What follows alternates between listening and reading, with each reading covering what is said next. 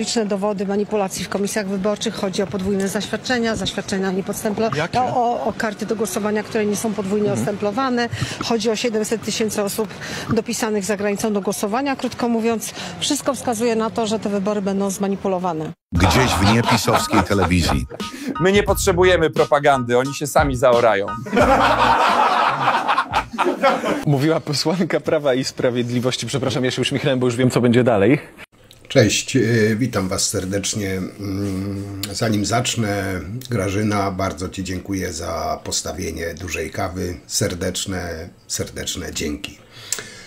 Moi drodzy, miałem zgodnie z moimi zapowiedziami robić materiał, dalszy raport z obrony naszych granic, gdzie trwa wściekły atak Niemiec na Polskę i dzielny Bąkiewicz broni nas przed hordami emigrantów, ale pozwólcie, że to przełożę na następny materiał, bo dzisiaj śpieszę Wam przekazać informację o orzeczeniu tego tak zwanego pisowskiego Sądu Najwyższego odnośnie zatwierdzenia ważności wyborów na prezydenta, no i oczywiście przyklepanie prezydentury Alfonsa Nawrockiego.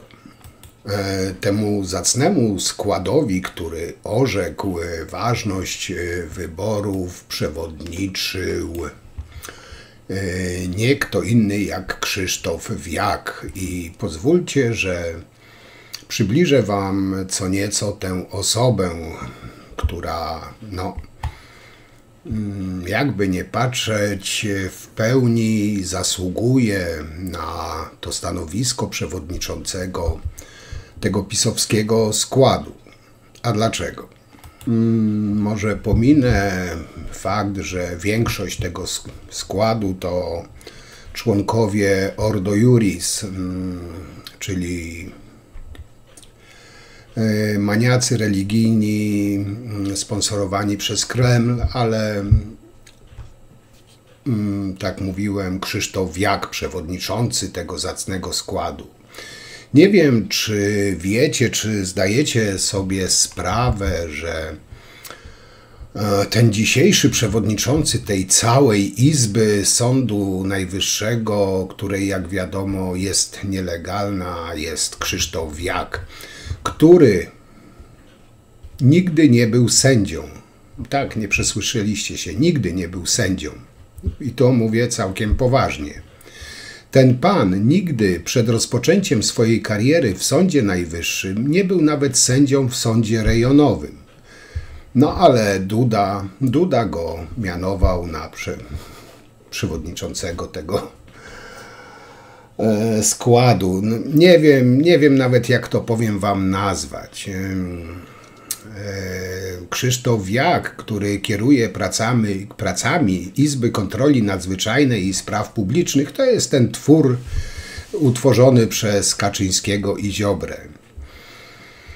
Jest aktywnym członkiem Rady Naukowej Centrum Bioetyki Ordo Iuris. I powiem Wam więcej, ta znienawidzona Marta Lempart, znana, wyśmiewana, nie wiem, czy wiecie, wygrała w sądzie właśnie z Ordosiurkami. I teraz już oficjalnie można mówić, że Ordo Iuris to finansowani przez Kreml fundamentaliści.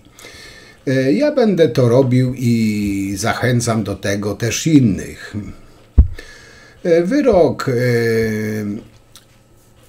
Po wyroku Warszawskiego Sądu Okręgowego, który stał się prawomocny.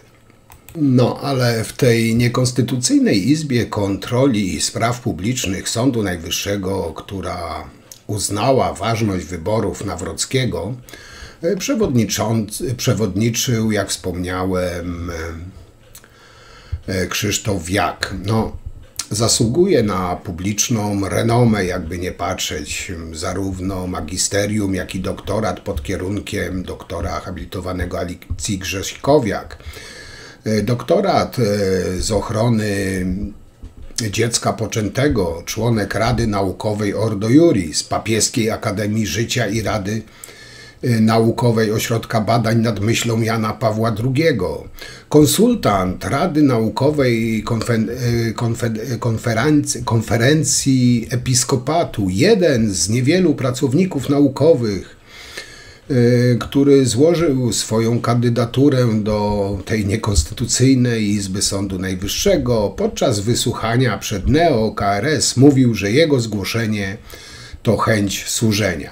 I wystarczy. Nieważne, że nigdy nie był sędzią, ważne, że Duda go wybrał, pisowcy go wybrali, Duda przyklepał i tak z zera robimy bohatera. Czy dobrze została skonstruowana Izba Kontroli Nadzwyczajnej, w której jest Elżbieta Karska, żona polityka PiS-u, Aleksander Stępkowski, były minister spraw zagranicznych w rządzie PiS-u, Joanna Lemańska, dobra znajoma prezydenta Dudy. Zresztą pani też jest przyjaciółką Andrzeja Duda. Tak? Czy my, obywatele, możemy liczyć na waszą państwa bezstronność, skoro tam jest tylu ludzi znajomych polityków PiS-u? Panie redaktorze, o mnie żaden polityk nigdy nie powiedział, że jestem jego sędzią, to raz. Druga sprawa jest taka, że Izba Kontroli jest bardzo dobrze ukształtowana w tym sensie, że tam wszyscy mają stopnie albo tytuły naukowe. No, ale wszyscy mają też znajomych polityków PiS-u. Tak wyszło? Natomiast w innych...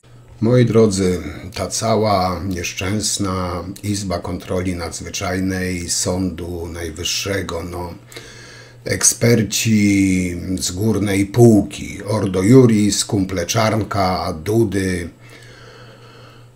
doktoraty z ochrony życia poczętego, i oczywiście kasa, patriotycznie, bo oczywiście z Funduszu Sprawiedliwości za czasów Ziobry. No i co charakterystyczne, cechują się oczywiście niezłomnością i tu chyba nikt nie ma żadnych wątpliwości, prawda? Powiem wam, że patrzyłem na te przedstawienie zwane tą rozprawą, czy jak to tam zwał, legalności wyborów, naprawdę z dużym przygnębieniem i zażenowaniem, wstydem. Kolejny taki proces pozbawiający naród praw. I współczuję, jakby na to nie patrzeć, profesorowi Bodnarowi, który walczył tak naprawdę w słusznej sprawie przeciwko krańcowo niemoralnym i skorumpowanym.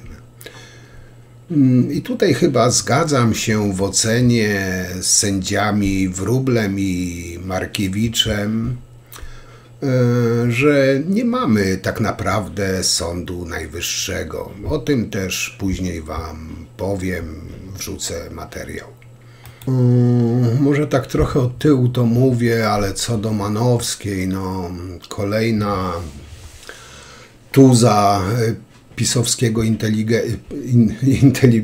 inteligencji. Manowską według mnie należy potraktować dokładnie tak samo, jak potraktowano Gersdorf. Nie wiem, czy pamiętacie, choć Gersdorf na to nie zasługiwała, a ta kumpela Dudy jak najbardziej tak.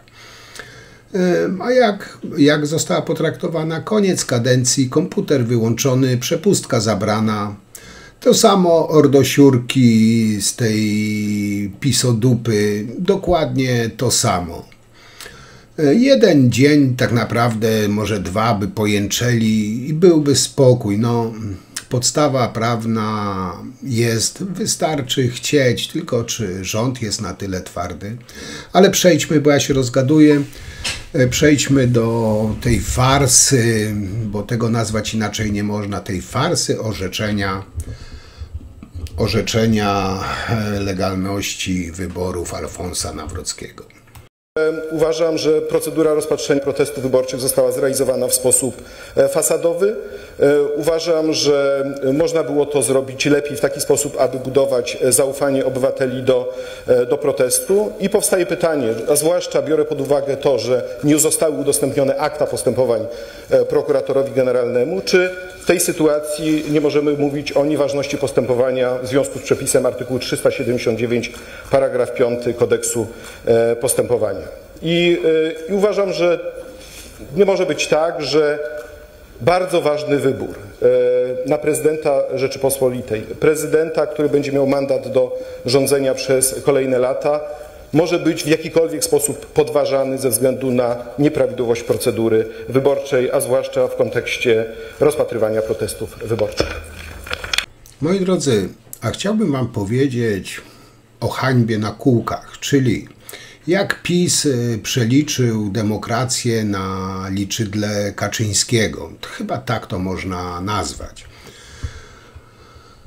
Wstyd, po prostu wstyd taki, co nie rumieni już policzków, bo rumieniec dawno zastąpiła, nie wiem, gorączka upokorzenia.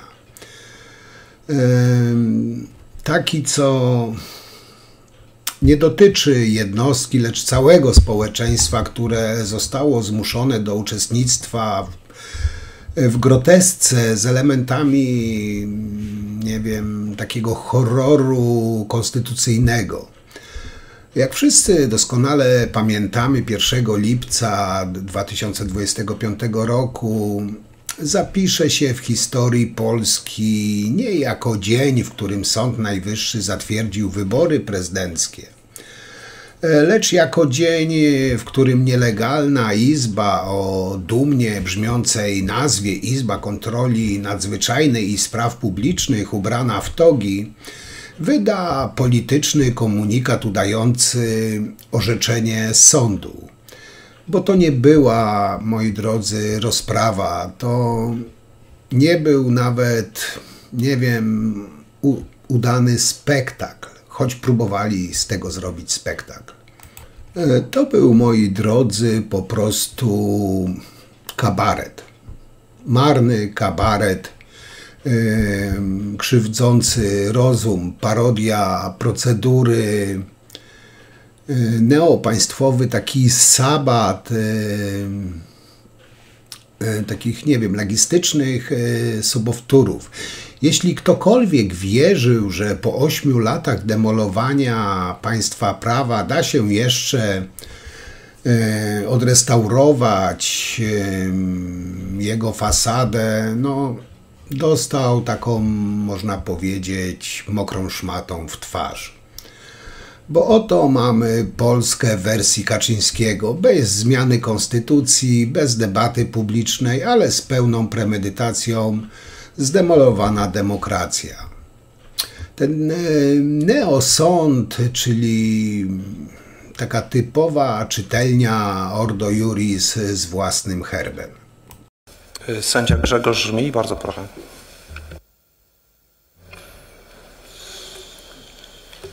Szanowni Państwo, ja chciałem też złożyć zdanie odrębne do uchwały składu całej Izby Kontroli Nadzwyczajnej i Spraw Publicznych z 1 lipca 2025 roku, jak również do jej uzasadnienia. Motywuję to następująco. Zgodnie z artykułem 129 ust. 1 Konstytucji Rzeczypospolitej Polskiej z dnia 2 kwietnia 1997 roku ważność wyboru prezydenta stwierdza Sąd Najwyższy. Na zawarte w nim pojęcia ważność wyboru i stwierdza, a więc orzeka zgodność, akceptowalność przez prawo, składa się wszechstronna ocena przez Sąd Najwyższy przebiegu całego procesu wyborczego.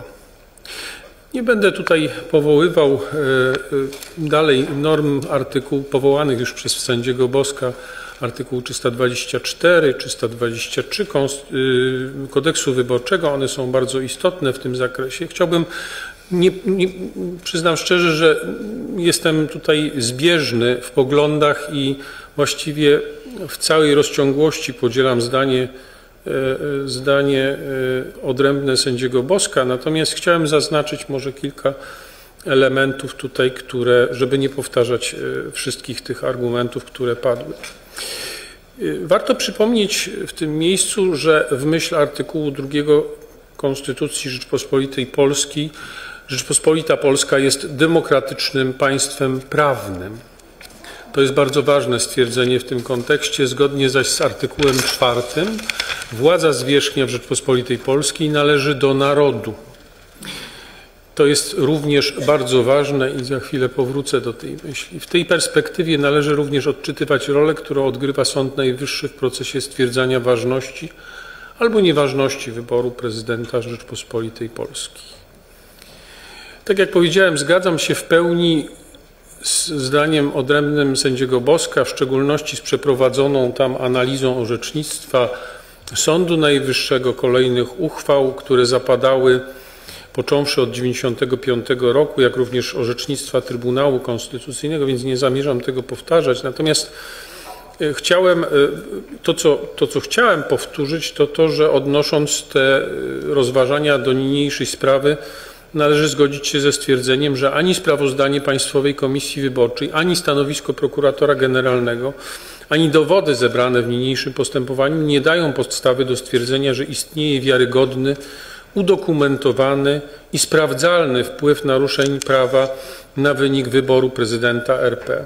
Mając na względzie zaś obowiązek zapewnienia ciągłości władzy państwowej Rzeczypospolitej Polskiej, której prezydent Rzeczypospolitej jest gwarantem, co wynika z artykułu 126 ust. 1 Konstytucji, nie można więc stwierdzić, że istnieją wystarczająco uzasadnione, rzeczywiste, konkretne i udowodnione podstawy do stwierdzenia nieważności wyboru na urząd prezydenta Rzeczypospolitej Polskiej dokonanego w dniu 1 czerwca 2025 roku. Jak wynika ze sprawozdania Państwowej Komisji Wyborczej, głosowanie przeprowadzono w 32 143 obwodach do głosowania, a ustalone zaś naruszenia, co było tutaj poruszane na tej sali w trakcie posiedzenia jawnego, dotyczą bardzo niewielkiej liczby obwodów. Ponadto stwierdzone uchybienia, w tym zwłaszcza te dotyczące ustalenia wyników wyborów w poszczególnych obwodowych komisjach wyborczych, ich suma oraz każde z nich nie dają podstaw do stwierdzenia, że nawet gdyby nie miały miejsca, to zmianie uległby wynik wyboru. To jest osoba prezydenta Rzeczypospolitej Polskiej. Zgodzić się w tym kontekście należy również z konkluzją stanowiska Państwowej Komisji Wyborczej i stanowiska prokuratora generalnego w zakresie, w którym uczestnicy wnieśli o stwierdzenie ważności wyboru prezydenta RP dokonanego w dniu 1 czerwca 2025 roku. Natomiast okoliczności, które uzasadniają zgłoszenie zdania odrębnego w niniejszej sprawie, to rzeczywiście poważne uchybienia proceduralne dotyczące niniejszego postępowania. I tutaj chciałem powrócić do tej perspektywy, którą na początku zakreśliłem, mianowicie, że to naród jest suwerenem Rzeczypospolitej Polskiej i to naród w referendum zadecydował o przyjęciu Konstytucji Rzeczypospolitej Polskiej, która obowiązuje, i to naród zdecydował o tym, że staliśmy się państwem członkowskim Unii Europejskiej. W związku z tym w tej konstytucji, o której mówimy, w naszej konstytucji Rzeczypospolitej Polskiej wyraźnie zakreślona została hierarchia źródeł prawa. I o tej hierarchii tutaj mówił sędzia Bosek, więc chciałem tylko ponownie wskazać na artykuł 9 Konstytucji mówiący o tym, że Rzeczpospolita Polska przestrzega wiążącego ją prawa międzynarodowego. A skoro tak, mowa też była o tych normach kolizyjnych, które wynikają z artykułu 91. A skoro tak, to nie można nie dostrzegać faktu, że w utrwalonym orzecznictwie Trybunału Sprawiedliwości Unii Europejskiej zapadły orzeczenia, te orzeczenia zostały tutaj wskazane, więc nie będę ich powtarzał. W szczególności, zwłaszcza chodzi tutaj o orzeczenie, wyrok Wielkiej Izby Trybunału Sprawiedliwości Unii Europejskiej z 21 grudnia 2023 roku. I w tym właśnie orzecznictwie, które stwierdza wadliwość Izby Kontroli, jest też mowa o tym wyraźnie. Tam podkreślono, że te powyższe ustalenia dotyczą w szczególności orzeczeń i spraw z protestów wyborczych oraz innych spraw z zakresu prawa publicznego. O tym jest mowa w punkcie 52 i 66 wspomnianego orzeczenia. Mowa była też o tym, że do podobnych wniosków doszedł w serii orzeczeń Europejski Trybunał Praw Człowieka.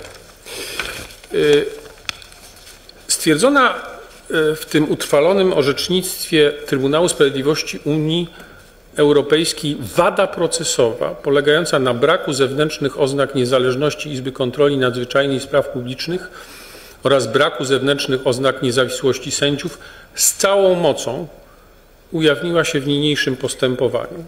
Pan sędzia Bosek już wspomniał o 2 zarządzeniach prezesa Izby Kontroli o pominięciu niektórych sędziów do 1 sierpnia w przydziale spraw NSW, ale na to się składa cała seria zarządzeń wydanych jeszcze przez poprzedniego prezesa, zarządzeń, które zostały wydane w sprawach 1 NSW 14/18, 1 NSW 2/22, 1 NSW 21/24, 1 NSW 36/24, gdzie nastąpiły niedopuszczalne zmiany składów orzekających.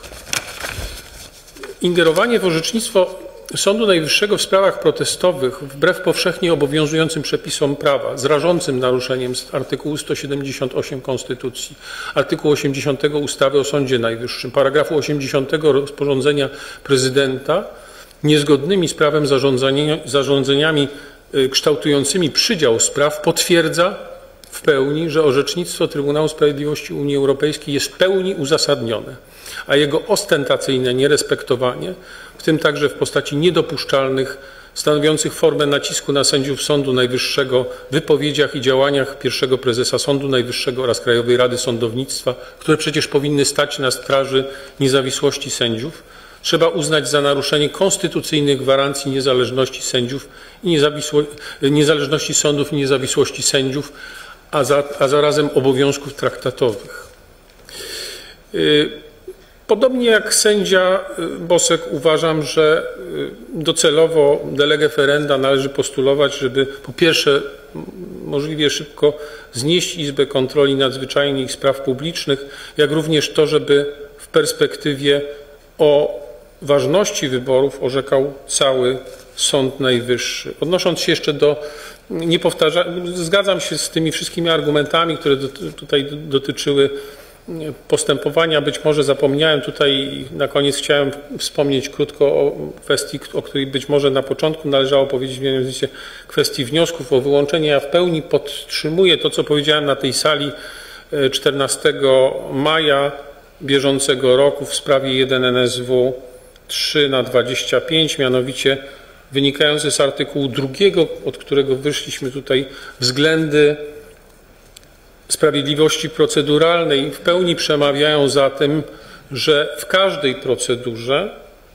procedurze, także w tej, której jesteśmy, powinny być poddane odpowiedniej procedurze wnioski o wyłączenie. To jest bardzo prosta sprawa i można ją bardzo tak obrazowo powiedzieć, gdyby to postępowanie dotyczyło, to powiedziałem wtedy, gdyby się okazało, że osobą wybraną jest matka, ojciec, brat, siostra osoby, która zasiada tutaj jako sędzia Sądu Najwyższego w składzie, jest oczywistym, że taka osoba podlegałaby wyłączeniu i to jest dość oczywiste. Natomiast można powiedzieć, że w tym kontekście Sąd Najwyższy w niniejszym postępowaniu utracił pewną szansę pogłębionej wypowiedzi na temat relacji przepisów ustawy Kodeks Wyborczy do przepisów Kodeksu Postępowania Cywilnego, tych przepisów o postępowaniu nieprocesowym. Ja zwracałem uwagę na potrzebę takiej wykładni, że Sąd Najwyższy powinien jej udzielić przy okazji sprawy 16 października 2023 roku 1 NZP 8/23, kiedy w zdaniu odrębnym właśnie wskazywałem na to, że Sąd Najwyższy powinien udzielić takiej szerszej i pogłębionej wykładni dotyczącej tych przepisów. Niestety to zdanie odrębne nie zostało, fakt, że zostało złożone, nie został w ogóle uwidoczniony w opublikowanym w oficjalnym zbiorze orzeczeń. Konkludując, wnoszę i wywodzę, jak w moich poprzednich zdaniach odrębnych, szerszą wypowiedź też być może, znaczy na pewno zostanie w perspektywie udzielona na piśmie. Dziękuję bardzo. Moi drodzy, tą wypowiedź sędziego Żmii specjalnie wrzuciłem tutaj nieokrojoną. To jest sędzia, który nie pasuje do pisowskiego modelu, jest nielubiany przez tych fanatyków ordosiurków. Sędzia Grzegorz Żmij został też odsunięty od spraw wyborczych i mówił tutaj o naciskach i represjach. Profesor Grzegorz Żmij ujawnił, że został odsunięty od spraw wyborczych w Sądzie Najwyższym bez podania przyczyny. Mówił wprost, że to kara za jego krytykę nieprawidłowości w Izbie Kontroli Nadzwyczajnej, której legalność zakwestionowały TUSE i Europejski Trybunał Praw Człowieka. Podkreśla, że decyzja prezesa Sądu Najwyższego narusza konstytucję, regulamin, a rzecznik sądu sugeruje mu, i tutaj cytuję, by sobie poszedł. Żmij odpowiada, nie mogę milczeć, wskazuje na wadliwość działań tego pisowskiego Sądu Najwyższego i apeluje o pilną reformę. Dlatego jest zwalczany przez tą pisowską sektę. A tak jak powiedziałem, wrzuciłem jego całą odrębne zdanie do wyroku tego pseudopisowskiego sądu, żebyście wiedzieli, że nie był to wyrok jednogłośny. W Sucharze Dnia taką dłuższą wypowiedź jeszcze jednego sędziego, który nie jest sędzią z nadania pisowskich i jest normalnym sędzią, też dał odrębne zdanie, które wam wrzucę już na sam koniec, bo jest jeszcze dłuższe. Jak będziecie chcieli, to tam w Sucharze Dnia sobie odsłuchacie, ale lećmy dalej. Moi drodzy, od pierwszej minuty posiedzenia było jasne, że nie będzie tutaj żadnej realnej analizy protestów wyborczych, żadnej refleksji nad milionami oddanych głosów.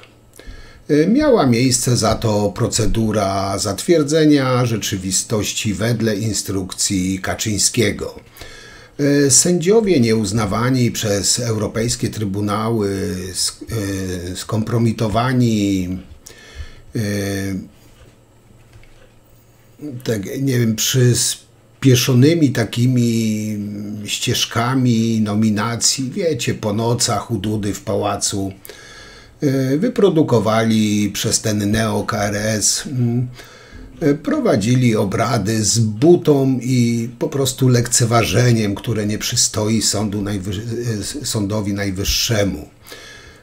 Sędzia Maria Szczepaniec, próbując sparodiować powagę własnej funkcji, zadała Adamowi Bodnarowi pytanie, które przeszło już do historii obciachu sądownictwa. Wrzucę wam wypowiedź tej kobiety, bo nie wiem, czy to mogę ją nazywać sędziną, ale tej kobiety. I tutaj zacytuję jej słowa. Czy czuje się pan wadliwie wybranym senatorem, tak zwanym neosenatorem? No i na sali rozległy się oklaski. Tak, w Sądzie Najwyższym. Nie wiem, brakowało tam tylko popcornu, nie wiem, gali TV Republika i występu, nie wiem, zespołu na przykład Bayer Full w holu. No ale był za to Antonio Brzoza-Macierewicz, czyli coś z kabaretu było. A przecież to miała być rozprawa decydująca o najwyższym akcie demokracji, czy wybory prezydenckie były ważne. Ale zamiast rzetelności i powagi, drwiny, insynuacje, błazeństwo po prostu w todze. Bodnar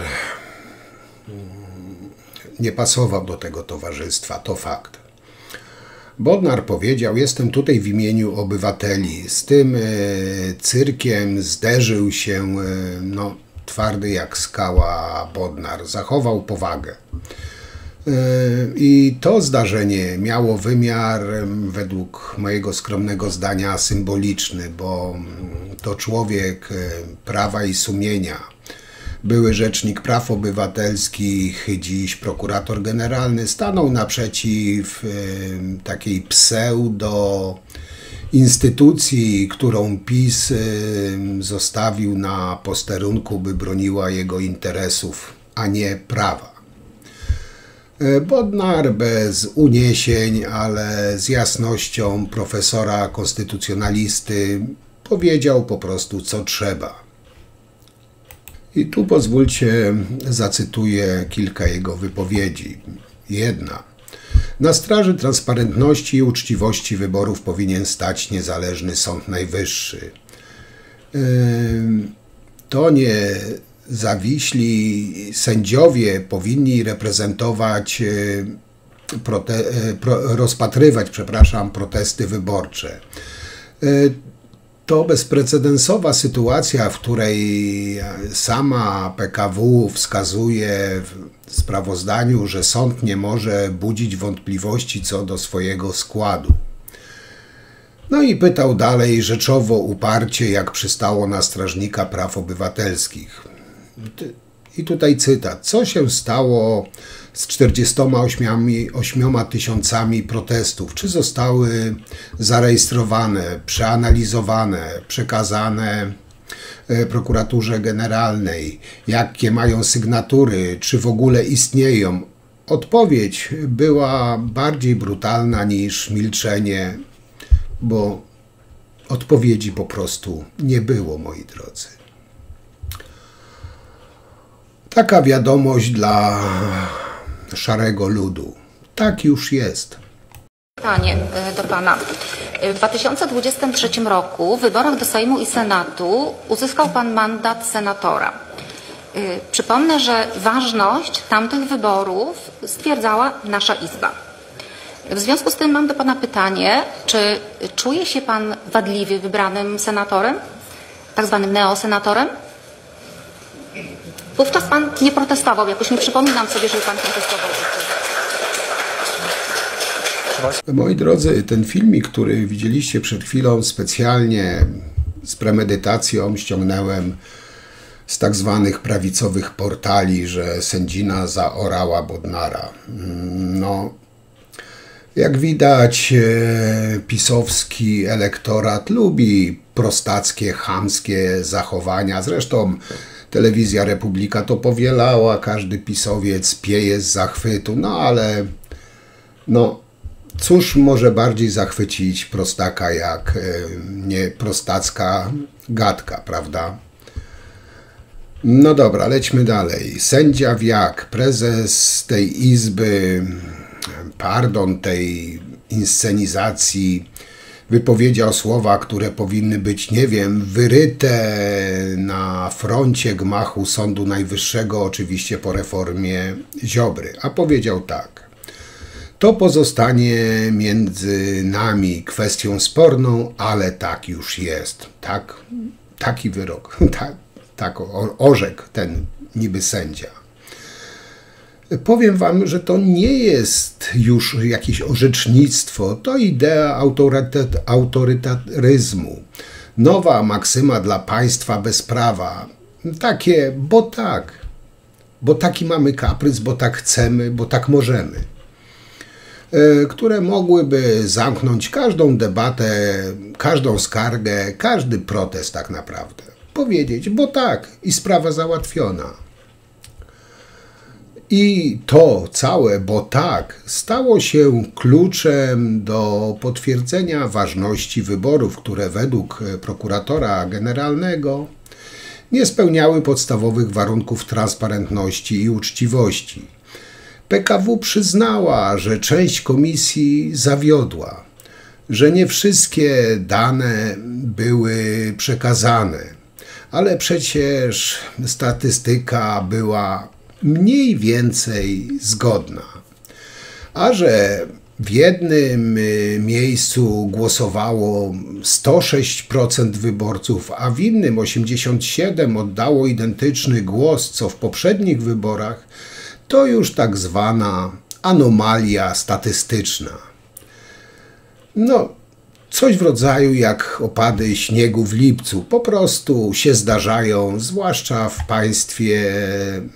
państwie tych oczywiście z Nowogrodzkiej. Czyli można powiedzieć, nie zmienili konstytucji, ale zmienili ustrój. Nie trzeba było zmieniać konstytucji, by zmienić Polskę, co odczuwamy niemalże na każdym kroku. PiS budował takie popapraństwo z neosądem, neotrybunałem, neokomisjami. Formalnie wszystko grało. Faktycznie to jedna wielka parodia. Taka demokracja udawana, wybory przeprowadzone, orzeczenie wydane, ale wszystko było jedynie takim marnym teatrzykiem na użytek wewnętrznego PR-u i alibi dla zagranicy. No aż przyszedł Bodnar, aż przyszli obywatele, no i przyszedł nowy rząd. Rząd działa, gdy sąd śpi. Ja tutaj nawiążę taki spoiler do tego, co będę jeszcze mówił w następnych materiałach, a o czym już zacząłem mówić wczoraj. Moi drodzy, podczas gdy ci cali neosędziowie wymyślali, nie wiem, pytania z rodem, nie wiem, kuriera mazowieckiego, Tusk zwołał realne spotkanie z realnymi służbami i podjął realną decyzję. Przywracamy czasową kontrolę na granicy z Niemcami i Litwą. Wejdzie w życie już w najbliższy poniedziałek, czyli 7 lipca. Polska jest gotowa bronić Schengen, ale oczekuje wzajemności. Powód: Niemcy przestali wpuszczać emigrantów. Polska, do tej pory cierpliwa, powiedziała dość. To pokazuje różnicę między władzą odpowiedzialną, a władzą taką atrapową, jakim była PiS. Jedna decyduje, druga udaje. Jedna działa, druga gra w teatrze. No i teraz pozwólcie, że przejdę już do epilogu, bo znowu się rozgadałem, przepraszam. A epilog może zrobię taki. Gdy naród liczył głosy, władza liczy na siebie.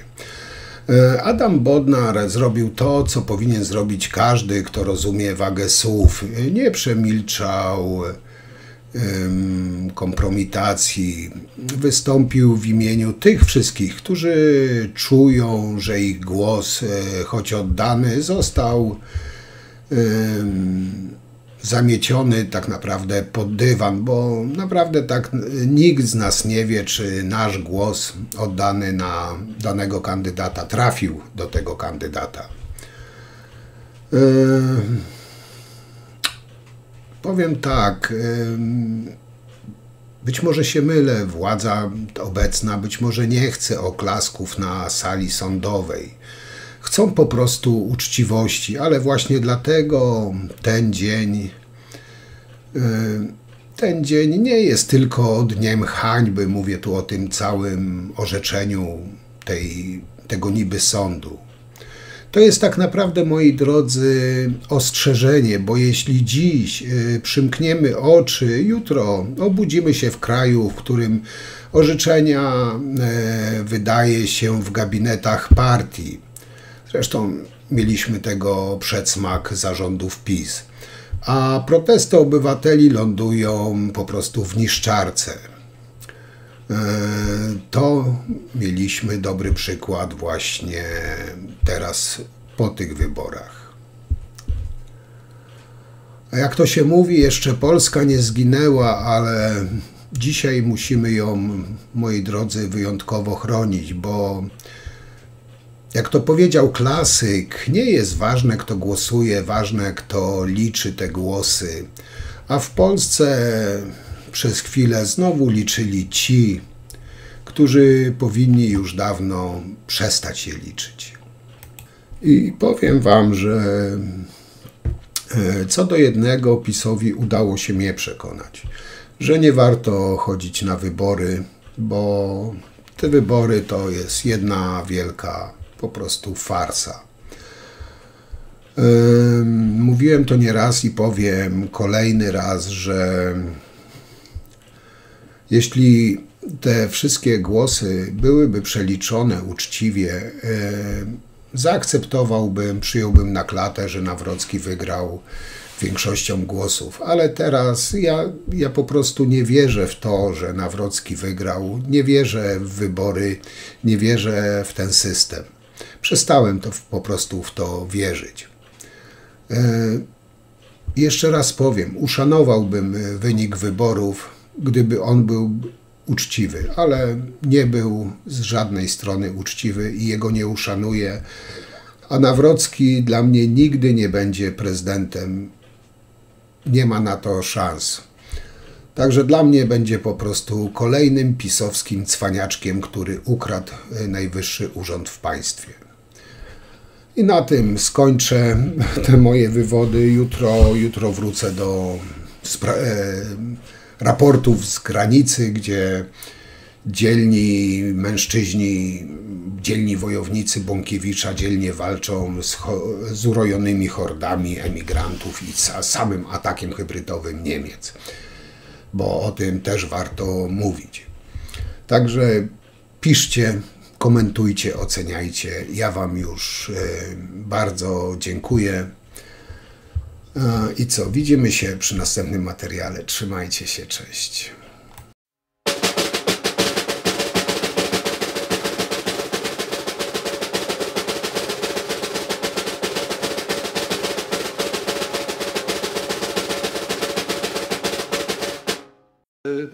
Do uchwały zostały sporządzone, zgłoszone 3 zdania odrębne. Oddaję głos panu sędziemu Leszkowi Boskowi, który jest autorem jednego z tych zdań odrębnych. Szanowni Państwo, zgłaszam zdanie odrębne do uchwały uzasadnienia uchwały Izby Kontroli Nadzwyczajnej i Spraw Publicznych Sądu Najwyższego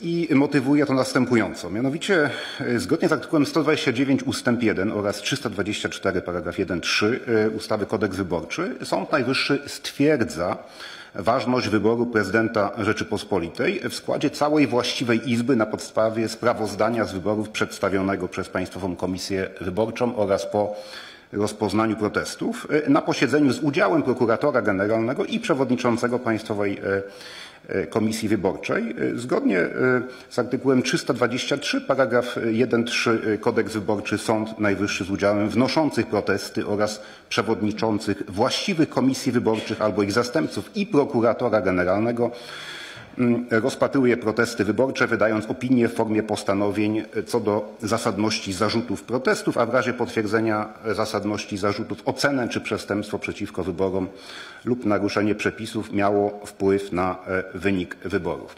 Już literalna analiza tych przepisów, ale ich także analiza systemowa wskazuje, że i przewodniczący Państwowej Komisji Wyborczej i prokurator generalny jest uczestnikiem tego postępowania. To, że jest to tak zwane postępowanie abstrakcyjne, oznacza, że żaden inny podmiot nie może w tym postępowaniu zgłaszać wniosków i swoich stanowisk. Tak to ustawa konstruuje.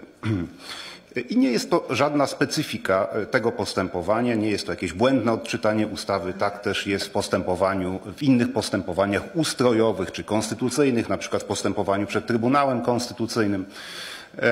To, że w niektórych tych starszych ustawach o Trybunale Konstytucyjnym na przykład nie było przepisów wyraźnie regulujących kwestię wyłączenia sędziów, no absolutnie nie stało na przeszkodzie wnoszeniu o to i jeżeli sędziowie sami się nie wyłączali w niektórych sprawach, no to takie wnioski były badane. Natomiast w orzecznictwie wyjaśniono, że w postępowaniu w przedmiocie stwierdzenia ważności wyboru prezydenta Rzeczypospolitej Sąd Najwyższy zobowiązany jest brać pod uwagę wszelkie okoliczności, które mogą mieć znaczenie dla ważności wyborów, również te, które nie były czy nie mogły być przedmiotem zarzutów protestowych. Chodzi więc o wszelkie okoliczności faktyczne, jak i okoliczności prawne, które mogą wpływać na sposób wyrażenia woli przez społeczeństwo, przez wyborców, przez naród, jak kształtuje to, czy jak stanowi o tym konstytucja. I można tutaj przypomnieć, że przedmiotem oceny w tym postępowaniu, w tym drugim etapie postępowania, przedmiotem oceny może być na przykład informacja o wykształceniu kandydata podana w zgłoszeniu jego kandydatury, poszanowanie równych szans kandydatów na urząd prezydenta, w tym równe zasady pozyskiwania finansowania kampanii wyborczej, poszanowanie równych szans wyborców zamieszkałych na terenach objętych powodzią, czy też neutralność, bezstronność organów i instytucji publicznych. I to, co jest istotne, to, że w uchwale, o której tutaj dzisiaj wielokrotnie mówiliśmy, Sądu Najwyższego z 9 grudnia 1995 roku 3 SW 1102/95 o ważności wyboru prezydenta Rzeczypospolitej Polskiej dokonanego w dniu 19 listopada 1995 roku stanowczo podkreślono, że zdaniem Sądu Najwyższego jedynie wiarygodny, udokumentowany i sprawdzalny wpływ naruszeń prawa na wynik wyborów daje podstawę do ich unieważnienia. To jest bardzo ścisła wykładnia, za którą przemawia wiele argumentów, które tutaj w tym ustnych motywach nie będę podawał, ale ona była wielokrotnie potwierdzana przez składy Sądu Najwyższego w uchwałach z 2005 roku, z 2010 roku, 2015 roku i ta wykładnia artykułu 129 ustęp 1 Konstytucji w zakresie pojęć ważność wyboru oraz stwierdza oraz ustawy Kodeks Wyborczy może być uznana za utrwaloną w orzecznictwie Sądu Najwyższego. Co to oznacza na tle tej sprawy? To, że jeżeli na podstawie sprawozdania Państwowej Komisji Wyborczej, ani też dzisiejszych ustaleń na posiedzeniu, jak również na podstawie stanowiska prokuratora generalnego, ani na podstawie opinii protestowych nie możemy stwierdzić, że istnieje wiarygodny, udokumentowany i sprawdzalny wpływ naruszeń prawa na wynik wyboru prezydenta RP, to trzeba powiedzieć, że nie ma podstaw do unieważnienia tych wyborów. To jest konsekwentny, logiczny wniosek. Uważam, że też, że w obecnych okolicznościach Sąd Najwyższy powinien trzymać się stabilności wykładni, powinien dbać o tą stabilność prawa, aby jeszcze w większym stopniu nie doprowadzić do destabilizacji i nieciągłości konstytucyjnych organów państwa. To są ważne wartości konstytucyjne, które trzeba ważyć z różnymi uchybieniami, których wiele jest w życiu publicznym. To natomiast, co uzasadnia zgłoszenie zdania odrębnego do uchwały i jej uzasadnienia, to poważna wadliwość postępowania, które doprowadziło do jej wydania. Po pierwsze, w utrwalonym orzecznictwie Trybunału Sprawiedliwości Unii Europejskiej, na przykład wyroku Wielkiej Izby tutaj wspominanej z 21 grudnia 2023 roku oraz w następujących po tym wyroku już tylko formalnych rozstrzygnięciach przesądzono, że okoliczności ukształtowania i sposób działania Krajowej Rady Sądownictwa na podstawie przepisów ustawy z 8 grudnia 2017 roku wynika, że obecna Rada nie jest organem niezależnym i gwarantującym niezależność sądom, w tym Sądowi Najwyższemu, Izbie Kontroli Nadzwyczajnej i Spraw Publicznych, a sędziom niezawisłości. Ukształtowana przez tak działającą Radę Izba Kontroli Nadzwyczajnej i Spraw Publicznych i wydawane przez nią orzeczenia obarczone są więc wadą procesową. W orzecznictwie Trybunału Sprawiedliwości wyjaśniono, że powyższe ustalenia dotyczą także spraw protestowych, także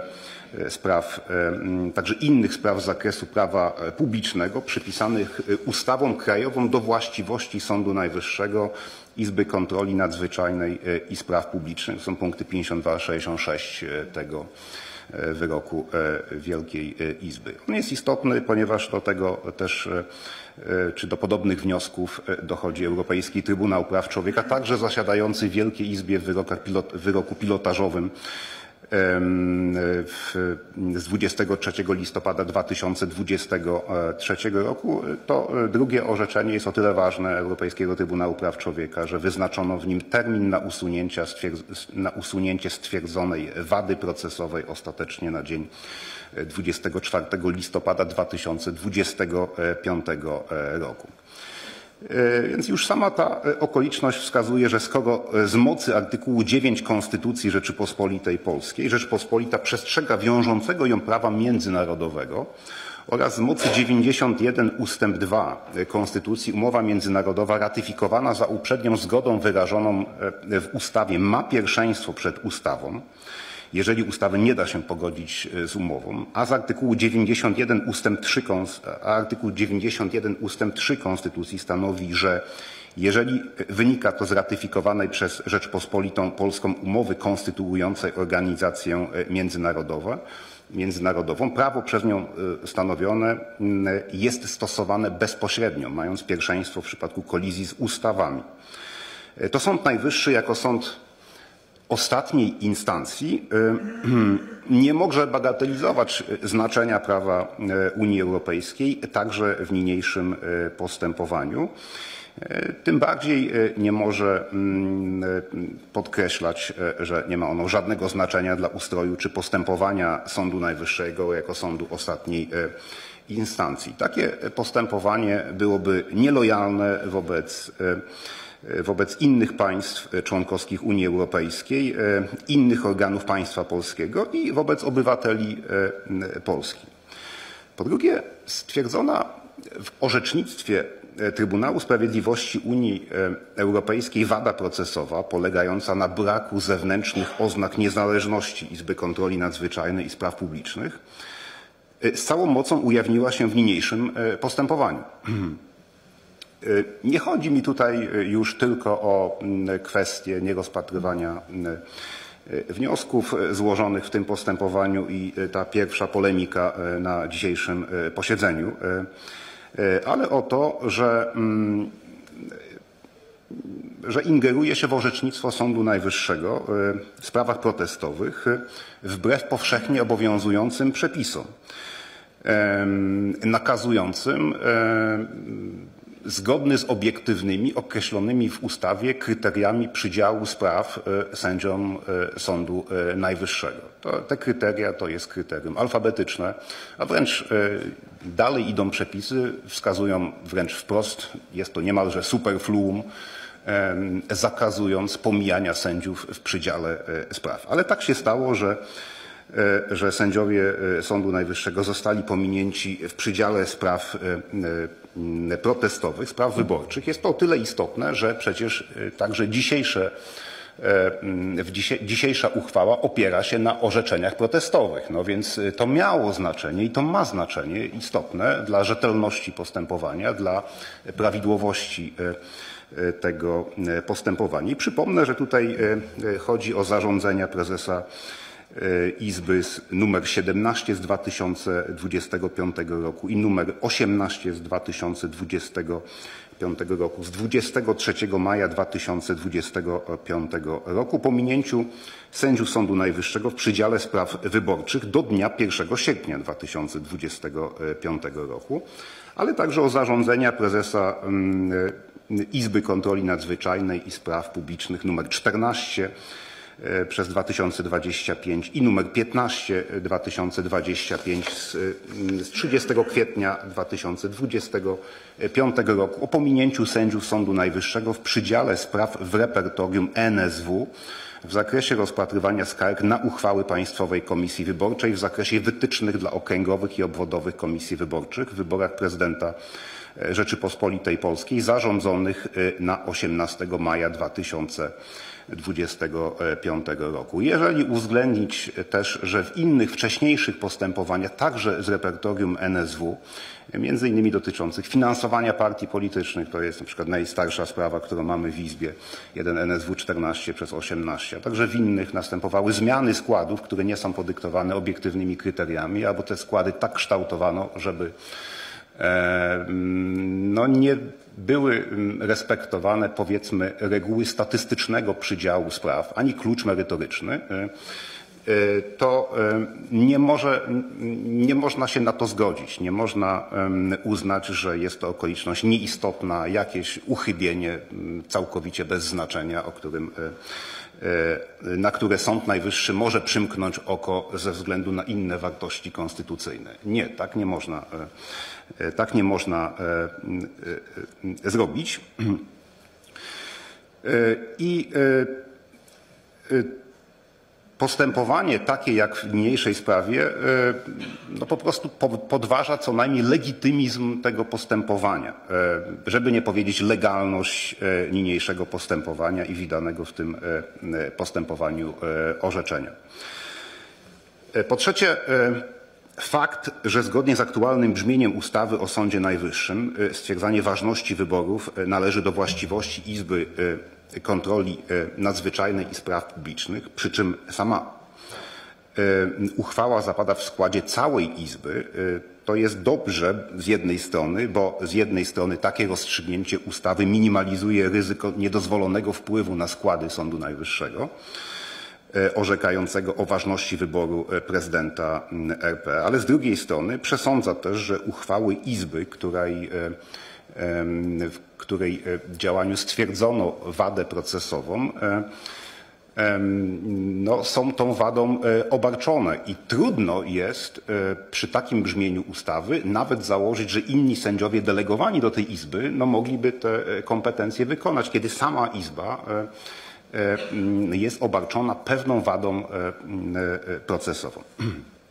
Po czwarte wreszcie, cytowane przeze mnie już przepisy kodeksu wyborczego gwarantują przewodniczącemu Państwowej Komisji Wyborczej oraz prokuratorowi generalnemu prawo do udziału w postępowaniu w przedmiocie ważności wyboru prezydenta oraz sprawach protestowych na prawach strony, oczywiście w postępowaniu nieprocesowym na prawach uczestnika. I z przepisu kodeksu wyborczego wynika, że podmioty te dysponują nie tylko prawem wysłuchania, ale szczególnym ustawowym prawem do zajęcia stanowiska w przedmiocie ważności wyboru prezydenta Rzeczypospolitej oraz prawem do zajęcia stanowiska w każdej sprawie protestowej. Więc jest to logiczne, spójne, tak jak powiedziałem, systemowo. Jest to istotne, ponieważ Sąd Najwyższy, orzekając o ważności wyboru, ma obowiązek kierować się opiniami protestowymi, więc takie ukształtowanie ustawy jest protestowe. W związku z czym utrudnianie zajęcia stanowiska w sprawach protestowych nigdy nie może mieć miejsca. Natomiast trzeba też szczerze powiedzieć, to chyba dzisiejsze posiedzenie, ustalenia tego dzisiejszego posiedzenia dobrze to obrazują, że przy tysiącach protestów jest niezwykle trudno zapewnić zwykły tryb postępowania, to znaczy rejestrować, doręczać każdy proces w takim trybie jak inne rozpatrywane sprawy, gdzie uczestnicy postępowania mają oczywiście prawo także do zajęcia stanowiska, do bronienia się, do formułowania, czy w interesie publicznym, czy w interesie prywatnym określonych stanowisk.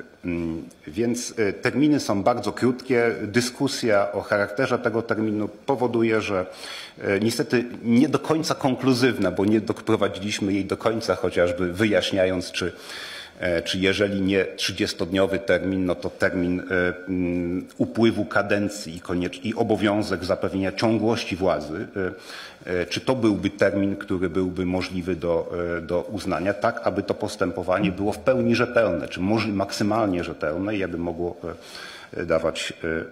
dawać pełny obraz spraw takimi, jakie one są. I nie powinno być w związku z tym tak, nawet biorąc pod uwagę liczne protesty, że w zasadzie tylko mniej niż 1% protestów jest przekazywanych do zaopiniowania. Tutaj to jest sytuacja będąca jakimś uchybieniem. Nie jest do końca jasne, czy organizacyjnym, czy też jest to związane z jakimś szerszym zjawiskiem. Wreszcie po piąte, Konstytucja Rzeczypospolitej Polskiej i kodeks wyborczy wymaga rzetelnego stosowania procedury stwierdzania przez Sąd Najwyższy ważności wyborów zgodnie z zasadami demokratycznego państwa prawnego oraz wynikającymi z tych zasad zasadami sprawiedliwości i rzetelności proceduralnej, czyli z artykułu 2 Konstytucji te zasady wywodzimy. W utrwalonym orzecznictwie Trybunału Konstytucyjnego, ale także Sądu Najwyższego do takich zasad zalicza się bezstronność, obiektywizm oraz uzasadnianie, rzetelne uzasadnianie rozstrzygnięć, tak żeby było wiadomo, o co chodzi, dlaczego tak, a nie inaczej. I to są chociażby wyroki pełnego składu Trybunału Konstytucyjnego z 31 marca 2005 roku SK 26/02 odnoszący się do Sądu Najwyższego, czy z 16 stycznia 2006 SK 30/05, czy z 26 lutego 2008 SK 89/06. Więc z konstytucyjnymi zasadami sprawiedliwości proceduralnej, a tym bardziej z przepisami KPC, do których stosowania, tak jak już wspominałem, odsyła kodeks wyborczy, nie jest zgodne, czy wprost, czy na zasadzie, czy odpowiednio, czy nawet na zasadzie analogii już, nawet gdybyśmy przyjęli, że nie ma odesłania. To jest wtórne. W prawie procesowym analogia jest czymś powszechnym i po prostu nie może być tak, że sąd, zwłaszcza Sąd Najwyższy, działa bez procedury. Nie wiadomo, na jakiej podstawie działa. W takiej sytuacji trzeba stosować kodeks wyborczy i kodeks postępowania cywilnego. I trzeba powiedzieć, że z kodeksem postępowania cywilnego i z konstytucyjnymi zasadami sprawiedliwości proceduralnej nie jest zgodne pozostawianie bez rozpoznania konkretnego wniosku, umotywowanego wniosku uczestnika postępowania o wyłączenie wyznaczonych do rozpoznania tej konkretnej sprawy sędziów. Nie jest to wniosek abstrakcyjny, jest to wniosek konkretny i on po prostu, czy byłby oddalony, czy nie, to jest inna sprawa. Natomiast chodzi o to, że on powinien być rozpoznany, oczywiście nie przez sam skład, tylko przez inny podmiot. To jest coś naturalnego, co powinno mieć w tej sytuacji miejsce. Więc nie zmienia tego ani abstrakcyjny charakter tego postępowania, ani też żadna inna okoliczność. Gdyby ktokolwiek tutaj ze składu był bezpośrednio czy osobiście związany z prezydentem elektem, prawda, czy też z jego kontrkandydatem, przecież byłoby oczywiste, że nie mógłby tutaj w tym składzie zasiadać, musiałby się sam wyłączyć, a jak nie, to byłby wyłączony. Tak? I to jest właśnie przejaw tej rzetelności, sprawiedliwości proceduralnej. Więc niezależnie od oceny merytorycznej wniosku prokuratora generalnego wyłączenie sędziów, w szczególności z uwagi na fakt, że został wywiedziony przez podmiot z mocy prawa uczestniczący w postępowaniu o stwierdzenie ważności wyboru prezydenta RP, powinien być w trybie jurysdykcyjnym rozpoznany, powinien być wyznaczony właśnie odrębny skład do jego rozpoznania przed zapadnięciem samej uchwały. I to jest ważne, dlatego że orzekanie przed rozpoznaniem wniosku o wyłączenie jest poważnym naruszeniem prawa, a wręcz deliktem dyscyplinarnym, a Trybunał Sprawiedliwości Unii Europejskiej już wyjaśnił, że wydanie orzeczenia przez sędziego Izby Kontroli Nadzwyczajnej i Spraw Publicznych przed rozpoznaniem wniosku o wyłączenie może skutkować obowiązkiem pominięcia orzeczenia. To jest, jak Trybunał to wyraźnie określił, uznania go za niebyłe.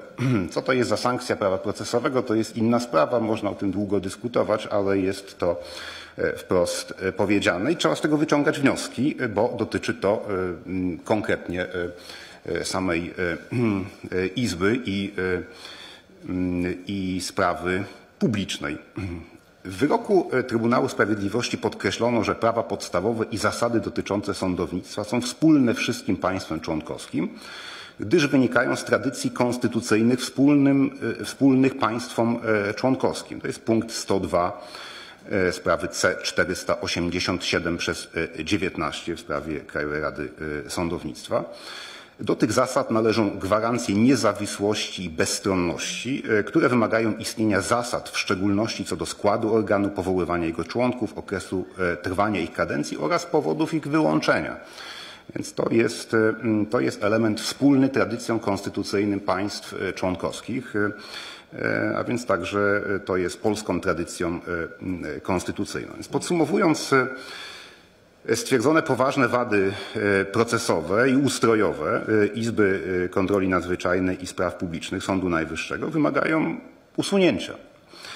Wynika to z obowiązku uszanowania postanowień Konstytucji Rzeczypospolitej Polskiej, a także zapewnienia zgodności polskiego prawa z prawem Unii Europejskiej. Z uwagi na doniosłość procesów wyborczych w demokratycznym państwie prawnym uważam, mówiłem to już nieraz, o ważności wyborów powinien orzekać Sąd Najwyższy w pełnym składzie, tak aby jego stabilność, przewidywalność była możliwa z najwyższych, żeby skład był zdeterminowany przez ustawę, żeby nikomu nie przychodziło do głowy, że można coś z tym składem robić. To jest oczywiście postulat de lege ferenda, ale to też oznacza, że Izba Kontroli Nadzwyczajnej i Spraw Publicznych powinna zostać zniesiona przynajmniej w tym kształcie. Dziękuję bardzo. Szersze motywy będą podane w uzasadnieniu pisemnym. Dziękuję bardzo.